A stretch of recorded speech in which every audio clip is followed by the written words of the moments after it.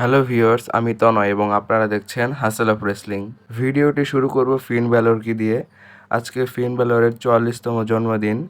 তো শুভ জন্মদিন Finn Balor and best wishes for his future. এখন কথা বলবো জিম ইউসোকে নিয়ে। তো ডাব্লিউডাব্লিউ ম্যানেজমেন্ট জিম ইউসোকে ফুল টাইম রতে রাখার চিন্তা ভাবনা করছে, এই নিয়ে ইন্টারনাল ডিসকাশন চলছে।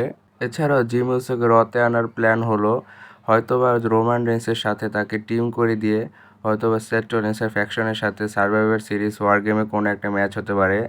এইখানে আরও অনেক অনেক মেম্বারও অ্যাড হতে পারে, সেটা ইন ফিউচার দেখা যাবে। তো সামার স্ল্যামের পরপরই যে কোনো একটি রতে আপনারা জিম ইউসোকে দেখতে পারবেন এবং তিনি সেখানে ফুল টাইমার হিসেবে থাকবেন। এখন কথা বলবো আগামীকালের স্ম্যাকডাউনকে নিয়ে। স্ম্যাকডাউনে কী কী কনফার্ম হয়েছে সেগুলো আপনাদের জানিয়ে দিই। স্ম্যাকডাউনে Jelly Roll, Randy Orton, Drew McIntyre and Logan Paul ওনারা থাকবেন এবং সেখানে কিছু একটা সেগমেন্টের মতো হতে পারে এবং ব্রলও হতে পারে।